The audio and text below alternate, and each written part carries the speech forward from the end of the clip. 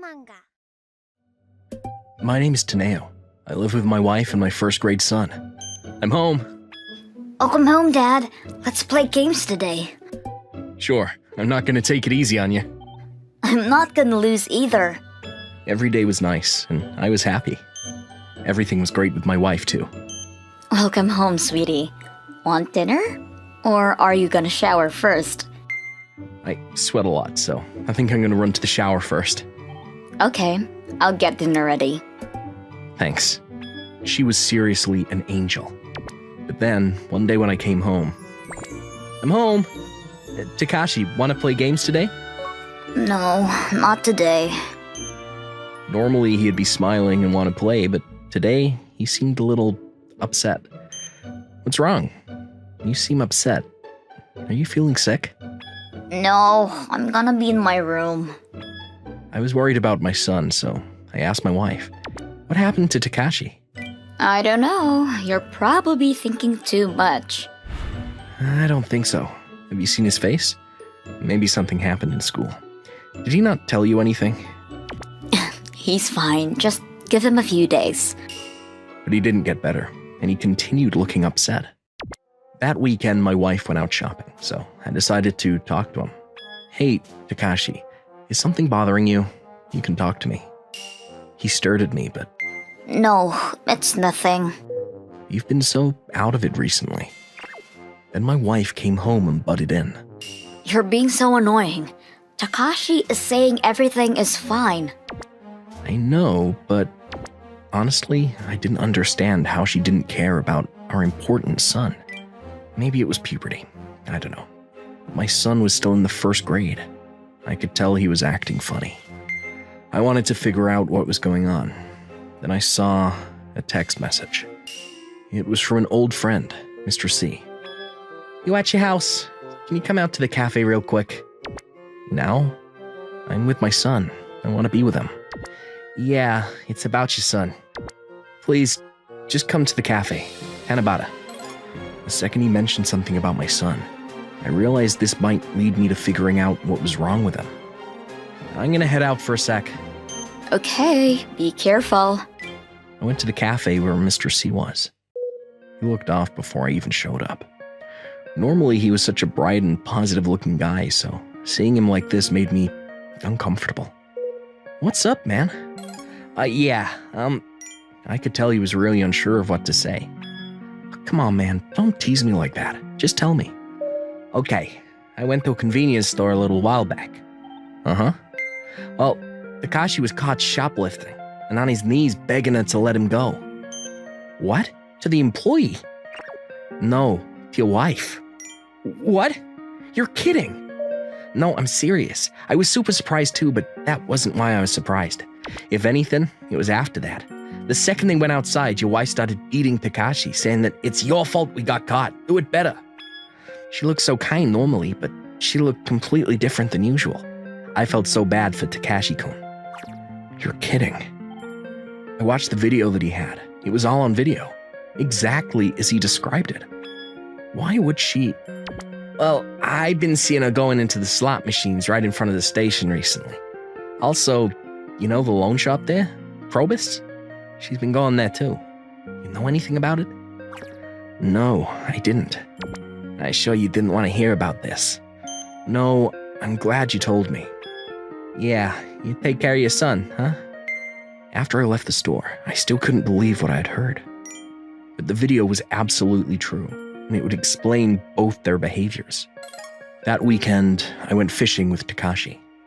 We like fishing, but my wife hated the smell of fish, so she didn't come. That's why I chose fishing. I bought bento for the two of us and decided to have lunch with Takashi first. Hey, Takashi, you got anything you want to tell me about? No. I see. Can I ask you something then? Sure.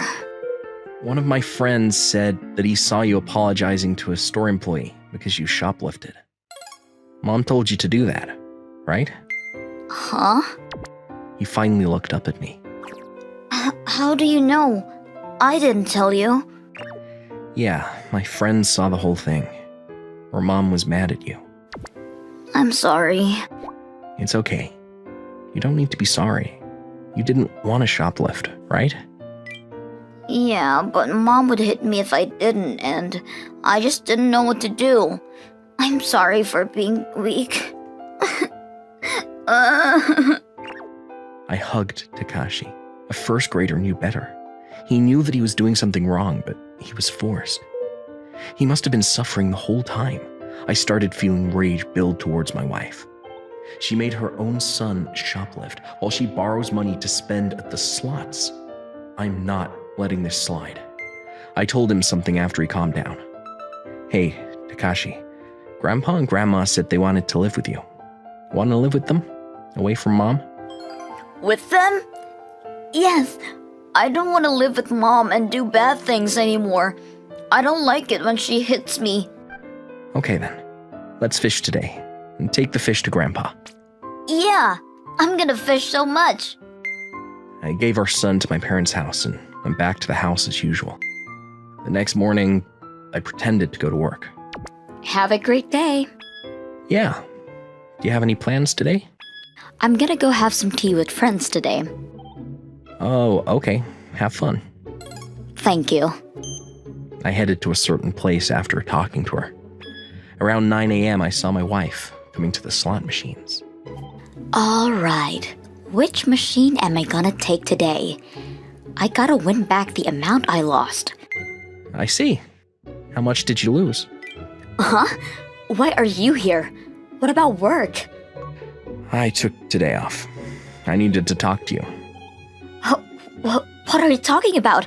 Today is the first time I've come to the slot machines. I don't care. You've been addicted to gambling, so you've made a lot of loans. And now you've been forcing your son to shoplift so that you can spend that extra money on the slot machines, huh? Why would I do such a thing? I saw a video of the whole thing. My friend saw it in person. Hey, I was just relaxing here. I'll stop, so don't worry about it. Relax. You're completely addicted. Honestly, I don't care if you're addicted, though. We're getting a divorce. A divorce? Of course. You forced your own son to shoplift. I'm going to divorce you, and Takashi is going to live with my parents. They're all okay with it, too. Hang on. What's gonna happen to me? I'll call the police for starters. I'm going to report that you made our son shoplift, and so all of this shoplifting records were your fault. I'm not going to forgive you. I took a wild wife to the police. Of course, there were a lot of other incidents that I didn't know about. She was arrested, and we got a divorce. After my wife was arrested, I gathered my things and left the house. My wife was behind bars, and she wouldn't have a place to call home after she got out. She had quite a bit of debt too, so she'll probably be homeless in the future. Not my problem, though. I was a senior in high school when I happened to see my father at McDonald's. I had no idea at the time that my father would disappear after that. That day, my friends and I stopped by McDonald's on our way home from school, and I happened to see my father when he was supposed to be at work. I was watching my father from a little distance. Maybe it's break time? But he's not wearing a suit. What's he doing? And then... a teriyaki McBurger set, a chicken fillet set, and a happy set. he ordered. Which toy would you like? The boy's toy, then. Then a mixed-raced boy about 5 years old clung to my father's leg through the gap between the people in line, looked up at him and smiled. My father also, to the boy. Wait a second, okay? And then he put his hand on his head and smiled gently. My father and I were not particularly close, but I was surprised that my father, who didn't talk much at home, would smile so kindly at a different child. Thank you. My father then walked to his seat, hand in hand with the boy.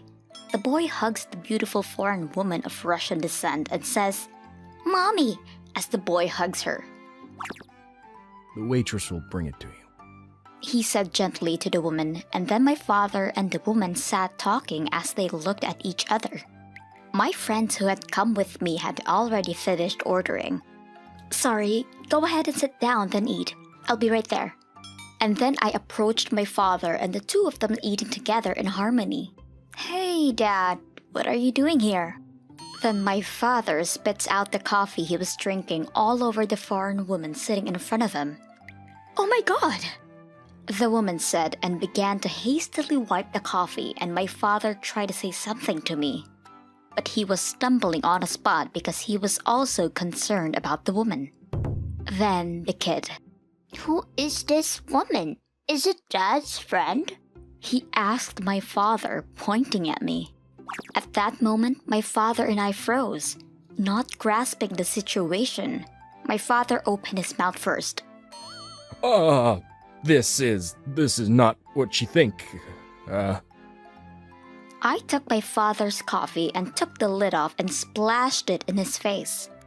"You're the worst, jerk!" And walked away from the scene with those lines. I texted my friends. "I don't feel so good, so I'm going home," and then went home. They asked me if I was okay, and I told them that I was fine, but I wasn't okay at all.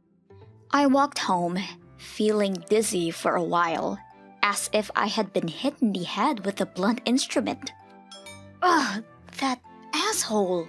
My father did not return home that night, and my mother was worried all night. He won't answer his phone and he doesn't reply to my texts. I wonder if he's involved in some kind of crime. "I'm thinking of calling the police." She started saying so. "Let's wait a little longer. Maybe he'll come back in the morning." And stopped my mother. But when he didn't come home the next morning, my mother, unable to stand it, called his office. And to her surprise, Tanabata-san has been on paid leave since yesterday. she was told. My mother was speechless. After that, we contacted my father's acquaintances and relatives to ask about his whereabouts, but in the end, we were unable to locate him. When it came time to file a police report, I told them everything that happened at McDonald's the other day. "Oh, honey, why didn't you tell me sooner?" "How was I supposed to tell you? I was shocked too. And I didn't even check to see what the relationship was, so I couldn't say anything rash." "Right, but thank you for telling me." I could see a few tears in my mother's eyes as she said that. Then my mother stayed strong for a while, but she was very depressed and cried quietly at night. My father never came home after that day at McDonald's. Suddenly a single mother, my mother changed from a part-time job to a full-time job, and I started working part-time on my days off. Sis. It's okay. I won't give up. I postponed my plans to go to a technical school after high school for 2 years to save money on my own.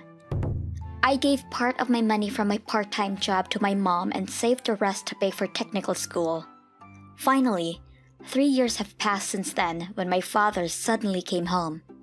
He got down on his knees at the entrance to the house to everyone who was stunned. Sign the divorce papers and the documents regarding the relinquishment of my inheritance, he said. My mother asked him what he meant, and he said something about wanting to give all of his property to a mixed-race child. My mother was so furious, she pulled his hair, lifted his face up, and hit him as hard as she could.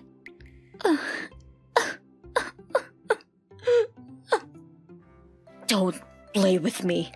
Do you have any idea what we've been through? Get the hell out of here. She shouted at my father in a rage I had never heard my mother utter before. My brother and I backed her up. No one was on my father's side anymore, and he continued to get down on his knees with a bloody nose. Please, sign this. If you don't sign this, she's going to leave me. I'll pay you alimony. Please sign the divorce papers and give up the inheritance. Father begged and pleaded as he was beaten, and every time he begged, my mother beat him. My father was a wealthy man, or rather, my grandfather had made a good fortune during the bubble years, and he still had the rest of it. He said he would pay alimony, but considering the rates, the amount of money received would be different between the alimony and the inheritance. And my father. My own children have the right to the inheritance even if I'm divorced. So if I die, I'm in trouble because I have to get the consent of all the heirs and stuff like that. He said something like that. I felt like killing him when I heard that. Also, I found out that my father actually had cancer. Just 6 months ago. He was not feeling well, so he went to the hospital and they told him he had cancer. So it seems that the affair was the intention that the son would inherit all of my father's assets when he died. If you can't give the whole inheritance to my son, I'll leave you right now. Apparently, she told him. He wanted to spend the rest of his short, possibly life, with a beautiful foreign woman and a cute little mixed-race child. When my mother heard that, what an idiot! I hope you pass from this cancer and cross the rivers of death. She was outraged. Afterwards, my mother and father had a proper discussion about the divorce. But my mother said, "It's no use talking to him," and was angry. After a series of negotiations, my mother decided to sign the documents relinquishing her inheritance. He was to pay alimony, considerably higher than the market rate, and child support for me and my brother for 3 years he was missing. Plus, the cost of my technical schooling until graduation and my brother's future college expenses. He took out some of my grandfather's inheritance and my father paid my mother in a lump sum. My brother, who was headed off to college, Now I can go without any worries. he was overjoyed. I'm also relieved that I don't have to work part-time anymore, so I can finally focus on my schoolwork. After that woman became angry with my father because he gave my mother a large amount of assets as alimony without telling her. When she received the rest of his inheritance from him, she apparently took his son back to the country without telling him when he was hospitalized for cancer treatment. Rose Fijania, goodbye. I don't know what happened to him after that. He probably died alone. He got what he deserved. My mother laughed hysterically. My mother crying quietly for some time after my father disappeared may have just been my hallucination. But how could he ask us to give the inheritance when he's the one who should be giving it up and apologizing? My father is really pathetic. One day, my sister's child, elementary schooler next year, came to visit me, so we went for a dog with my dog. Feeling uncomfortable being followed by a notorious delinquent brother and sister who were playing there, I ignored them and kept walking. My niece wanted to go to the bathroom, and an old lady dog friend was nearby. So, I tied the dog to a nearby pole and... could you watch the dog for a second? Asked her, to which she agreed, so I took my niece and went to the bathroom. When I returned a few minutes later, the dog had vanished without a trace. I asked the old lady, who was in a panic about the situation. The delinquent brother was misbehaving with the dog, so the old lady scolded him, and when she took her eyes off, the dog was gone in a split second. I looked around, but I couldn't find the dog or the delinquent siblings. The old man who was on a walk and the old lady who also looked with me, but we couldn't find them. In the end, all I could do was thank them and leave. And the old lady who I asked to watch the dog for me. "Oh, I'm sorry. I'm so sorry." She cried and apologized, but I couldn't blame her because I was the one who entrusted her with the dog. But I was sad that the dog was gone. I smiled as much as I could so the old lady wouldn't feel responsible. I went home and stormed into the delinquent's house, as the delinquent siblings could be the only culprit I could only think of. "Excuse me, did my dog come here by any chance?" "What? A dog? I don't know." The mother smirking at this point. "But he disappeared from the park a little while ago while your kid was nearby." "What? I really don't get it. I mean, did you see my kid stealing it?" "No, it's not like that. He's just a dog I really care about. That's why I'm worried and thought if you knew something." "What? Are you saying my kids are thieves? You better apologize. Get out! The delinquent mother tried to shoo me out the front door, and I realized it might have been rude and apologized. As I was leaving, I burst into tears, thinking about what I would do if I can't find a dog. So I was ashamed and frustrated at myself for leaving the dog unattended. My dog is a toy poodle, small and very cute. I give him haircuts so often that people ask to take pictures of him when I'm walking him. As I'm walking home, I ran into my father, who had come home early after hearing about the dog theft. I searched the area for an hour again, but I couldn't find him, so I went home. I felt bad for my niece, who kept apologizing and crying, blaming herself. After that, I made flyers at home to put all over the town to get our neighbors and townspeople to help us. And the next day, we called the healthcare center. I was relieved to hear that a dog had not arrived. I asked them to please contact me if they find a dog that looks like it. I put up flyers around town and at my vet's office asking if anyone knew about my dog. I also put him up in supermarkets, city halls, and other places where people are likely to come and go, and waited for a call. And a few days later, the old man who's my dog friend paid a visit to my house. After listening to his story, I found out that the delinquent family were walking around with a dog he'd never seen before. They ran away when he tried to stop them, so being suspicious, he came all the way over to report it to me. Thank you so much for telling me. I bowed my head and thanked him. The old man No problem. I hope you find him soon. said that and left. When I hear the old man's words, I thought, I knew it, and couldn't stop crying, knowing he was alive. But I knew I shouldn't doubt people without proof, like my father told me. The dog's chip number, pedigree dog insurance card, rabies shot certificate, and etc. Carrying every conceivable proof of my dog, I waited for half a day in front of the delinquent's house. The delinquent came out of the house holding my dog. I ran up to her, and she tried to run into the house with the dog in her arms, so I grabbed her arm just in time and confronted the delinquent. This is my dog, isn't it? No, it's not. Can you stop with the accusations? She kicked my leg and tried to hit me, but I couldn't let him go. This dog is family. Neighbors were gathering outside to see what was going on, while we were yapping and arguing. The delinquent breathes heavily. Call the police! She took my dog! And yelled. I gave the dog to a neighbor and explained the situation, desperately trying to calm myself down for the time being. This is my dog. I have proof, right here. And showed the delinquent mother the documents I had brought with me. No! What are you talking about? Stop playing! I'll kill you! The delinquent mother was screaming, and her kids were crying as well. Calling people thieves! I'll sue you!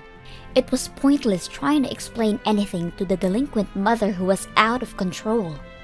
You guys need to calm down. Then an old man from the neighborhood who was sort of a big deal appeared and decided to hear each other's arguments. The delinquent parent's side of the story is, this is my relative's dog and they gave it to me. It's my dog.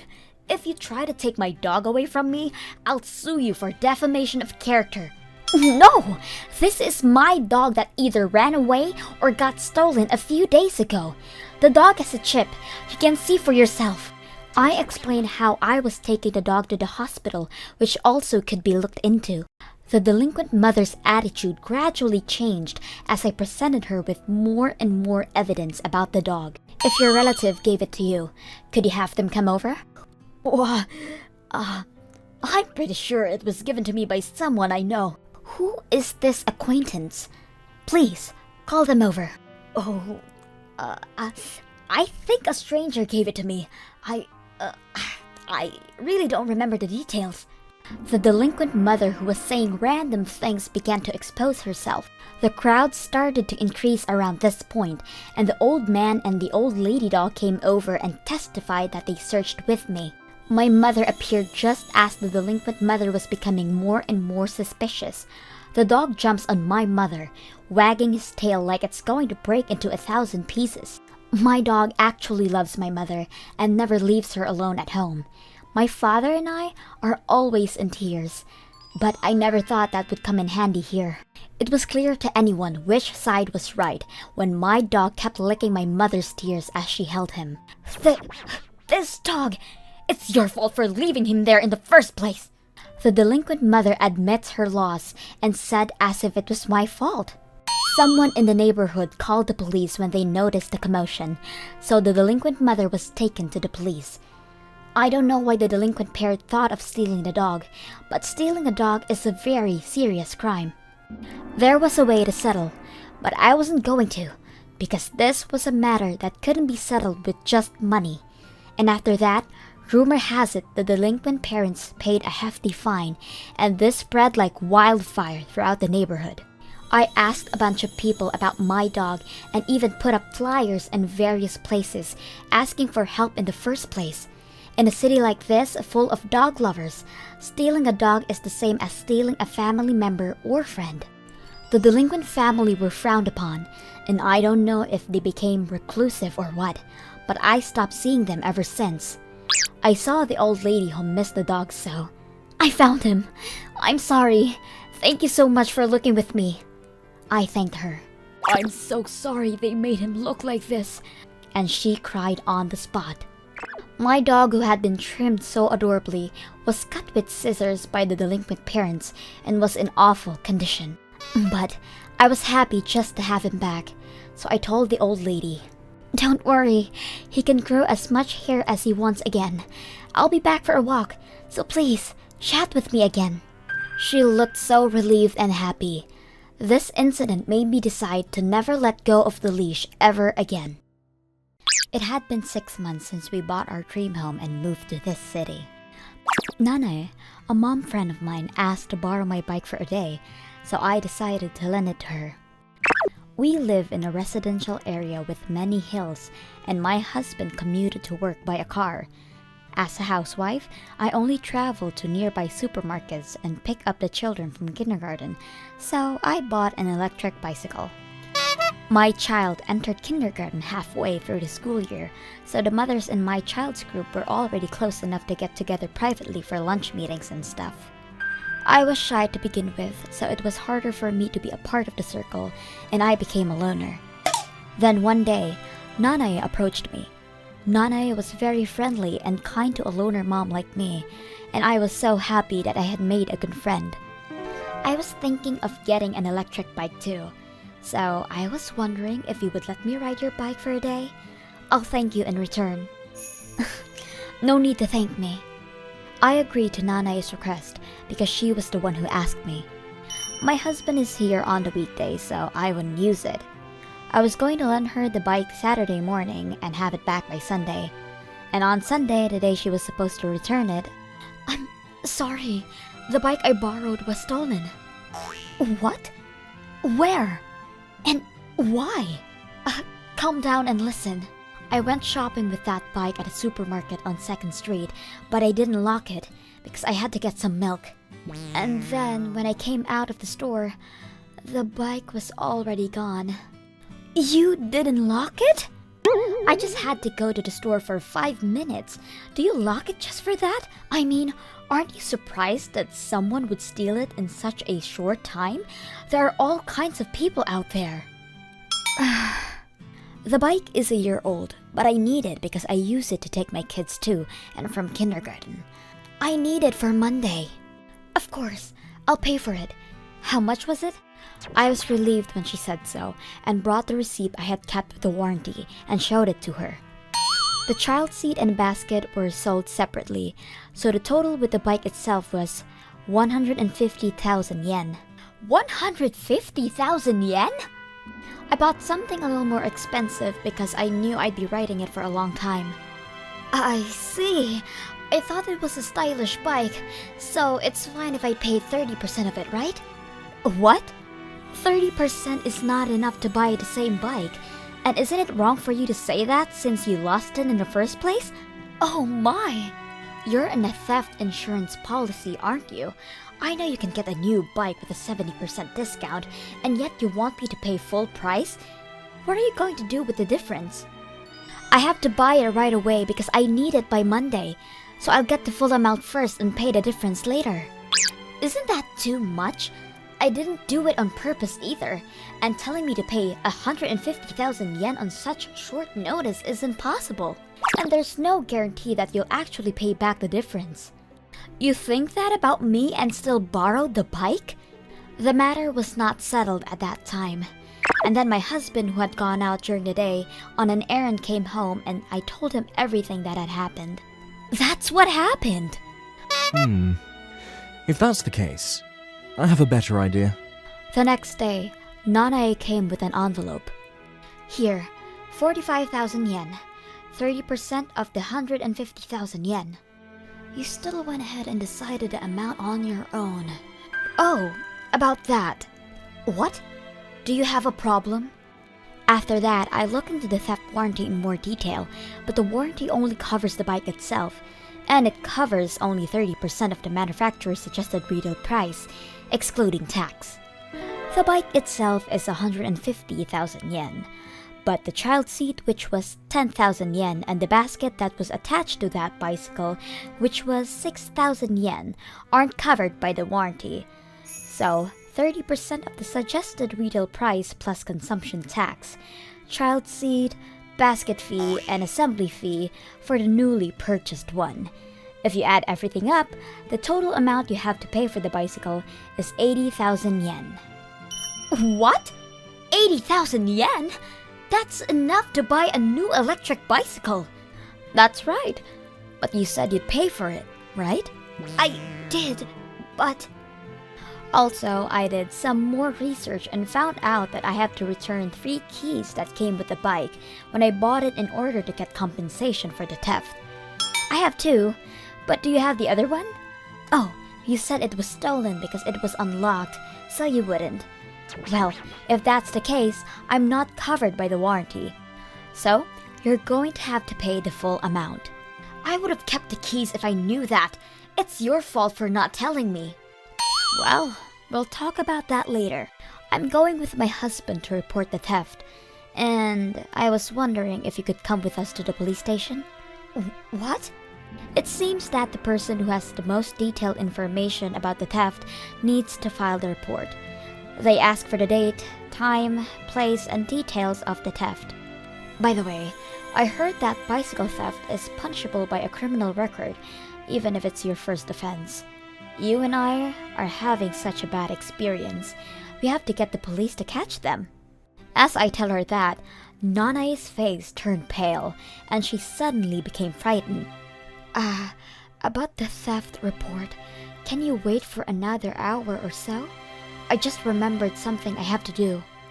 After waiting for an hour, Nanae came riding my bike, which was supposed to be stolen. Wait, what's going on?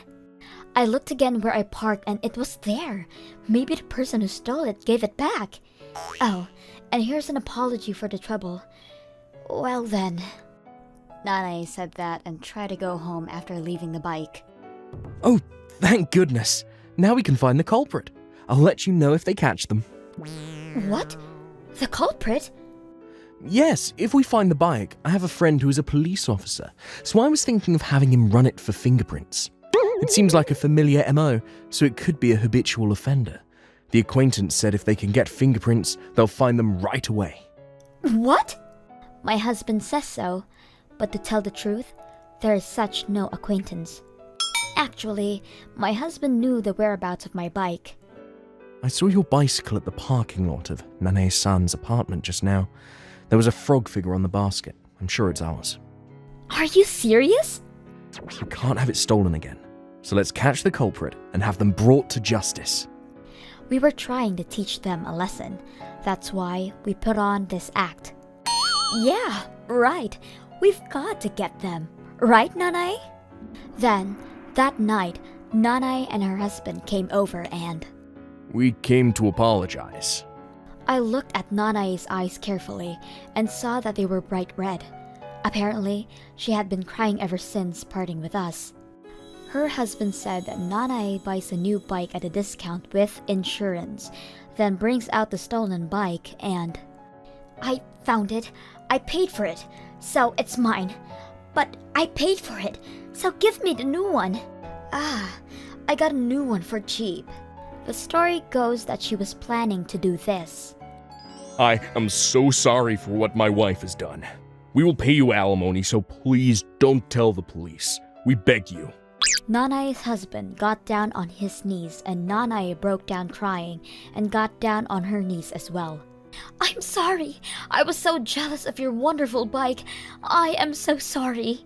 I wasn't going to file a police report because there was no real damage and they apologized properly, but I've learned that I don't like having someone get down on their knees on the doorstep. I accept your apology, so please, stand up. I thought they were stingy and also just plain crazy. In the end, I didn't accept any alimony and warned her husband to make sure Nanay never does this again. After that, Nanay and her husband moved to a town a little further away, as if they were no longer comfortable in this town. My wife, she did something unbelievable the other day. Her father took out a loan for his business, and she made me a joint guarantor without even telling me. I had no idea about any of this until I got a letter in the mail. I had no idea about any of this, so I asked my wife what this was. Then... Huh? I thought I told you already. I made you the joint guarantor. What? I never agreed to that. And this loan is for your dad's business. This is a lot of money. But we're family. You're supposed to help me. I never agreed to this. What's wrong with you? Seriously. I was furious. I didn't even know what to say to her. Her grandfather founded the company many years ago. The company was doing pretty well when her grandfather was in charge. But then, after her father took over, things started to go south. He knew nothing about running a business. He hired people based on his type. Oh, you're hired. People started leaving the company after that. Earnings were down, but he kept spending the company's money on luxurious stuff like expensive cars and nice dinners. He paid himself extremely well, but rarely came into the office. He spent most of his time on the golf course. I tried to warn him countless times, but Stay out of it. it was no use. I didn't even work there, so I decided to let it go. It wasn't my problem, you know. But now, I was his joint guarantor. His company was a mess. It was just a matter of time before it went out of business. And once that happens, I'll be $1 million in debt. And I never agreed to this. She forged my signature on the loan application. It looked nothing like my real one. I went to go see her father right away. What the hell is wrong with him? He must be out of his mind if he thinks I'm just gonna let this go. I told him I was gonna report this to the authorities. But then, What? But we're a family. You're supposed to help me. But when my daughter asked you to help us, you said you needed time to think about it. We had no choice. seriously, I couldn't believe what I was hearing. Why the hell would I agree to be a joint guarantor of a company that's about to go under? I never liked her father to begin with, but I didn't think he was this crazy. And my wife was just like him. You should have said yes when we asked you to help us. That's when I knew I had to end things with her. Look, I never agreed to this, and you forged my signature on a loan application. This is a crime. I'm going to the cops. But then... The police? Seriously? You can't do that. She started crying. Why were they blaming me for this? There was just no talking to them. I decided to head home. I didn't tell my parents about this just yet. I didn't want to worry them. I called one of my colleagues and asked him to help me out. He introduced me to a really good lawyer. The lawyer told me to get the cops involved right away. My wife and my father begged me not to do that, but I had no choice now. But then I made another shocking discovery. My wife, she took all the money from our savings account. There was about 70 grand in there. We were saving up because we wanted kids someday. And the thing is, 60 of the 70 grand was my money. I saved it up when I was single. It took me years, but now it was gone. Forging my signature and making me a joint guarantor of a loan wasn't enough. Now, she was literally stealing from me. I didn't even know what to do anymore. I went to her parents' house to have a talk with her, but then, 70 grand? That's nothing. I can pay that back right away. Get out of here. Yeah, Dad will take care of everything. Stop worrying. She didn't even apologize. You know most of that money was mine, right? You used it all? We're married. That money is mine too. Just let it go. What did I ever see in her? I should have never married her. A few days later, I found out something unexpected. They analyzed my signature on the loan application, and, turns out, it wasn't my wife who forged my signature. And it wasn't her father either. Turns out, it was one of his employees. He paid him and asked him to forge my signature for him. Unbelievable. Anyways, I had more than enough evidence now, so I went to go see my lawyer. Alright, I think that's more than enough evidence to prove that the signature was forged. I'll handle the rest. Sit tight. Thank goodness. And the lawyer told me that the bank was likely to sue him for fraud. A few days later, my lawyer and I went to go see my wife's father. When he realized that he was screwed, he started begging me to forgive him. He said he'll sell his company and pay me in full if I agreed to keep the cops out of this. All I wanted was to get my money back, so I decided to make a deal with him. A few weeks later, he paid me in full, and that was that. But then... Well then, I guess I'll move back in. I bet you missed me. Seriously? Are you dumb? I'm divorcing you. What did you think was gonna happen? Divorce? For what? Everything worked out, right? Shut up. You really think I'd let you move back in, after everything you did to me? Get out of my life. I never want to see you again. Oh, what? Why? She begged me to forgive her, but my mind was made up. I just wanted her out of my life. So I handed her the divorce papers. Wait, no, please! It was pathetic. She tried to fight it, but I was too tired to deal with her, so I asked my lawyer to handle this as well. He explained to her that what she did was illegal, and that if she wasn't going to agree to the divorce, we were ready to press charges. A few days later, she finally came to her senses and agreed to the divorce. She tried to fight it until the very end, but I wanted nothing to do with her. I never wanted to see her again, or her family. It was time to move on with my own life. I decided to move out of the city. I wanted to get away from them as much as possible. And thanks to my lawyer, I got all my money back, so I had more than enough money to start a new life. My ex-wife went back to live with her parents after that, but they were constantly fighting. Apparently, she was blaming her father for everything now. Whatever. Not my problem anymore. She tried calling me a few times, but I blocked her, so there was nothing she could do. I was really grateful for my lawyer. He was really good. If it wasn't for him, none of this would have been possible. Oh, and about a year later, my ex-wife's father's company went out of business. When the loan application got rejected, he initiated pay cuts. But he kept paying himself the same exact amount as before. Naturally, most of his employees left the company, and the company went under a few months later. He lost everything. He even had to sell his house. Now they all live in some crappy apartment. Things weren't looking good for them. Ah well, not my problem anyways. Glad everything worked out. Time to move on with my life. My name is Taneo Tanaka. This is a story that happened before I married my wife, Nanako. I had a crush on Nanako at the time, and I used to go to the diner where she worked. At the time, Nanako's family owned the diner, and there were many regular customers who came to see Nanako, who laughed a lot and was very good-natured. A new male customer, Takashi, started frequenting the diner. Takashi's parents farmed in a place a bit far away, and he was originally in Tokyo, but it seemed like he had come back. I saw him and Nanako talking a lot, and before I knew it, they were dating. He asked her out while I took my time and hesitated. Then one day, Takashi went to Nanako's parents to propose and greet them, saying that he wants to marry their daughter. Nanako actually has a disability, albeit a mild one, and she thought she would never be able to get married. Nanako's disorder is ADHD, by the way. The word disorder may sound somewhat heavy, but to the casual observer, there is no indication that there is a disorder at all.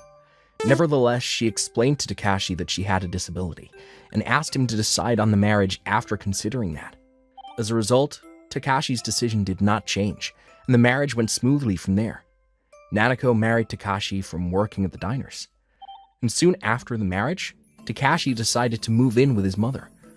Nanako didn't say anything about it, but this is where it all went to hell. Takashi's mother after Nanako moved in. Hey, cripple! Hurry up and mow the grass. You have a disability, but it's thanks to my son that you got married. So work like you're going to die. She started to bully and yell at her every day. She made Nanako work day and night as if she were a slave, even though she knew nothing about agriculture. After about a year of such hellish days, Nanako found out she was pregnant. But by that time, she was yelled at every day. And Takashi, who thought he could treat Nanako any way he wanted to, started treating her like a slave. He made her work hard all day long on the farm, even though her belly was getting bigger.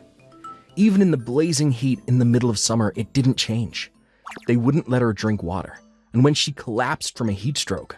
You're useless. You can't even work properly. All you're good for is working, so get up and get moving. And days went by as the mother and son continually abused her. They didn't nurse her despite feeling nauseous from heat stroke and high fever, and instead the words that came out of his mouth were, "Work, you slow wretch. It's beneath me to take a day off." They would only shout abusive remarks.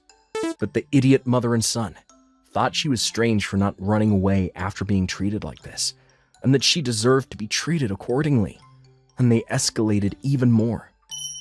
Then one day, Nanako's belly was in great pain because of all the reckless things she was forced to do. She was 2 months away from giving birth. The two idiots couldn't imagine that Nanako, who had never run away no matter what they did, would ever run away. Nanako escaped while the two of them were out in high spirits. Someone who knew her happened to pass by her on the street. And when she saw Nanako, he thought she was someone else because of her sudden change in appearance. That's how malnourished and scrawny Nanako was, I was told. Nanako was taken to the hospital immediately, but it was already too late. The child could not come out of her belly alive. Of course, this story spread quickly, and it caused a big stir. Nanako's parents met Takashi's mother several times. How was my daughter doing? They asked her how their daughter was doing. Takashi's mother They're getting along fine. lied to them. So it was a shock to Nanako, but they were shocked not knowing she had a child in her belly. Nanako burst into tears and told them about the treatment she had received, not even knowing if that was a bad thing. The parents and regulars at the restaurant, "It's a devil's act," they all said. It was quick from there. To Takashi and his mother's actions, everyone, "This is not human behavior. Get a divorce, you jerk," and forcefully preceded the divorce while protecting Nanako. Because they're not in the city, they don't know much about the law and the penalties, but they succeeded in separating and divorcing the two of them. After a while, Nanako felt better and went back out to the store. But the grief of losing a child cannot be so easily wiped away. She was not smiling as much as she used to. After all they've done, Takashi and his mother, "I didn't want a disabled wife from the beginning," The children you would have had would have been handicapped too. was the result. Everyone around was obviously upset. Takashi's family had no ties to anyone in town, so it didn't hurt to get ignored from them completely. For some years, they worked her like a slave and only helped them make a profit. It felt like it was running victory, which was not right. All while that was happening, Takashi's mother was killed in an accident.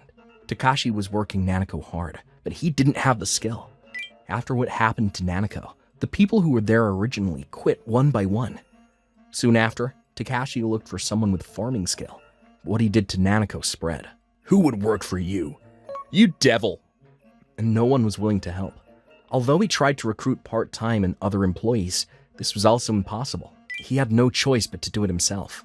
But he couldn't manage it since he was clueless. Because it's not something that's going to have immediate results. He saw it crumble as time went on.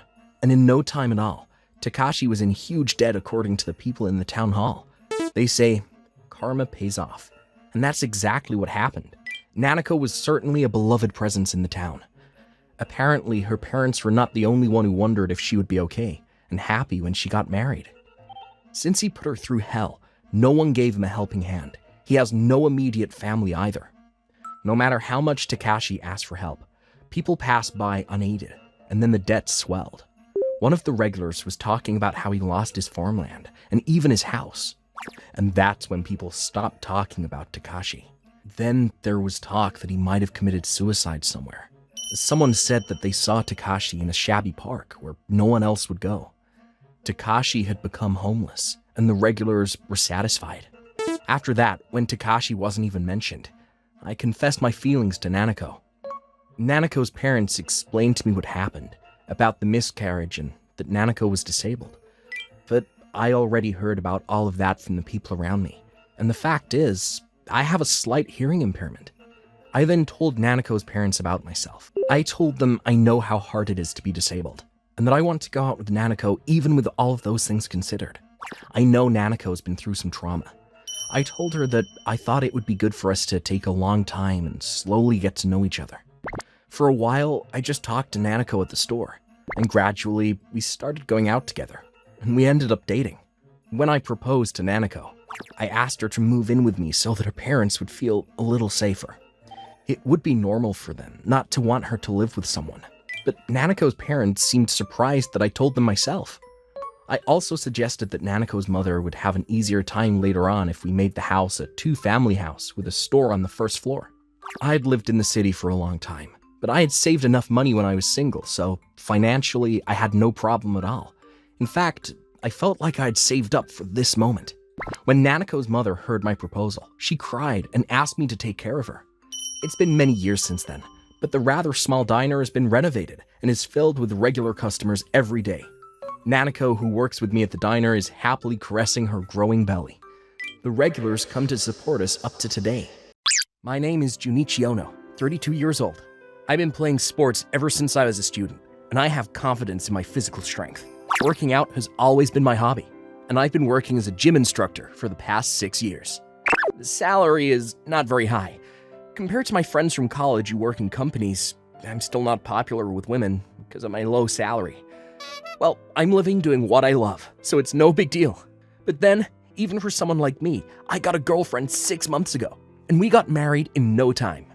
We're newlyweds in love right now. Hey, your birthday's coming up. Do you want to go out for dinner?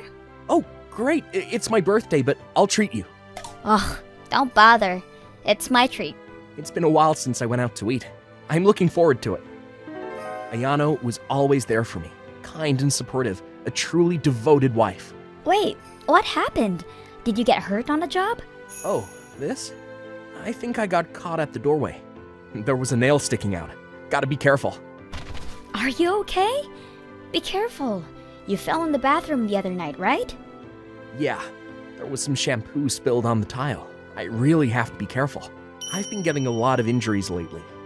They're minor injuries, but I've got to be real careful with my body, since that's what earns me money. I can't worry Ayano. I have to get myself together. But then again, it was strange how I've been getting injured a lot in the last few days. Just then. Hey, let's meet up in front of the intersection on Main Street for your birthday today. Okay, I should be done with work by 8 p.m. I'll get you a present. I'm looking forward to it. Alright, see you later. And a few hours later, I woke up in a hospital bed. What? Where am I? Ono-san. Junichi Ono-san, can you hear me? Ono-san, can you hear my voice? Past my blurry gaze, a doctor and a nurse call out my name. I couldn't quite grasp what was going on, but slowly I began to make sense of it. Apparently, I had been in a car accident on my way to dinner with Ayano. Tests showed that I had damaged the ligaments in both legs in the accident. I was forced to live in a wheelchair. Without it, there wasn't a way I could survive. If I can't move my body, I'll have to resign from my job as an instructor. The doctor told me to take my time and see how it progresses, but there was no guarantee that it'll get better. What am I supposed to do from here? I continued to undergo painful rehab and treatment, but I never got back on my feet. Ayano often came to visit me in the beginning, but the number of days she came to see me gradually decreased. She'd come in now and then, and when she did, all she did was talk about alimony. And before I knew it, Ayano stopped coming too. After a month, I finally got used to the wheelchair, and I was discharged. I haven't been able to contact Ayano since then, and she didn't show up at the hospital when I was discharged either. I had no choice but to return home alone. Wait, is the lock broken? This is my house. Who are you? What? No, this is my house. Oh, are you the previous resident by any chance? Previous? I just moved in here the other day, and a woman told me to give this to the man who was the previous tenant if he came to visit. And I received an envelope from the boy. Inside the envelope was a divorce decree. No doubt, it was in Ayano's handwriting, and the reasons for the divorce were outlined on a separate sheet of paper. No matter how much rehab you go through, your leg will never heal. I'm still young and want to have children in the future. I sold all the furniture in the house for a share of the divorce assets. Alimony was used to pay for my moving expenses, so please divorce me for my own happiness. And please don't contact me again. I can't believe Ayano, who's so kind to me until now, was thinking like this behind my back. I don't know. I just don't care anymore. Without a place to go, I became a homeless man. I was wheelchair-bound, but the people around who felt bad for me were kind to me. It's been 5 days since I managed to start living homeless. I still haven't filed for divorce papers that Ayano left behind. I was shocked that Ayano, whom I had trusted so much, was gone, taking my house and all my assets. I was in shock, and it was hard to get my feelings in order. I can't live like this forever. I'm running out of money, and I might have no choice but to die like this. As I was thinking that, Junichi Ono, right? Oh, thank God I finally found you. I'm finally able to meet you. I was looking for you. Thank God. I'm so glad you're alive. Who are you? I'm actually the driver who got you into the car accident. I'm very sorry about that. I've been told by Mizuhara-san, the president of the company, to guarantee you enough money for your family to live on for the rest of your life. President? My name is Matsuo, of Mitsuhara Corporation. What? That major company? Mizuhara Corporation? I am the exclusive driver for the president of the company, and I was on my way to take him to work on the day of the accident. The accident was a possible suicide, and it's still under investigation. What? Suicide? It's a long story, so please get in the car for now. Without knowing what was going on, he took me in the car and drove me to a house that was set up for me. And there's even a maid. After that, Matsuo-san helped me with various things since I was in a wheelchair. He even provided me with a place to work. I joined Mitsuhara Corporation as a disabled employee with the consideration of the president. I was taught and entrusted with clerical work that even a wheelchair-bound man like me could handle. I spent my days happily immersed in my work.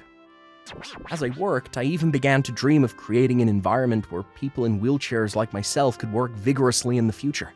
During that time, the day of the trial arrived. Ayano was suspected of several crimes. I heard all the stories about Ayano from Matsuo-san that day I was rescued from being homeless. Ayano over-exaggerated the shock I was in and raised the alimony fee to a ridiculous amount.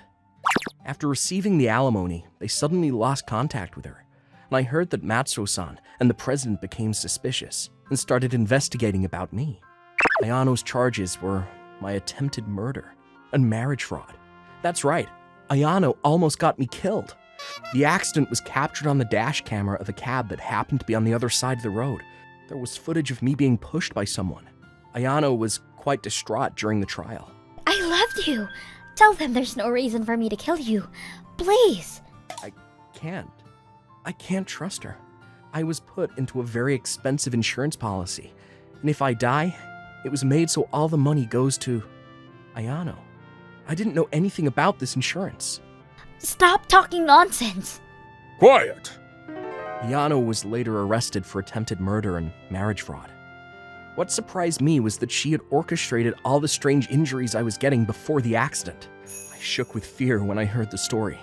I was her fourth husband, and she had killed all 3 of her husbands in accidents and received insurance money from them.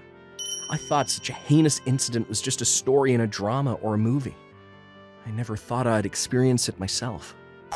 7 years later, my company was finally established as a subsidiary of Mitsuhara Corporation. More than half the employees are physically challenged.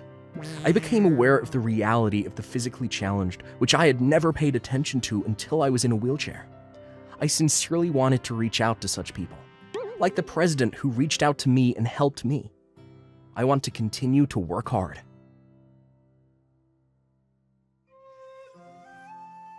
Thank you for watching all the way to the end. What did you think of today's episode? Leave a comment and let me know your thoughts on today's story. And if you enjoyed it, don't forget to like and subscribe!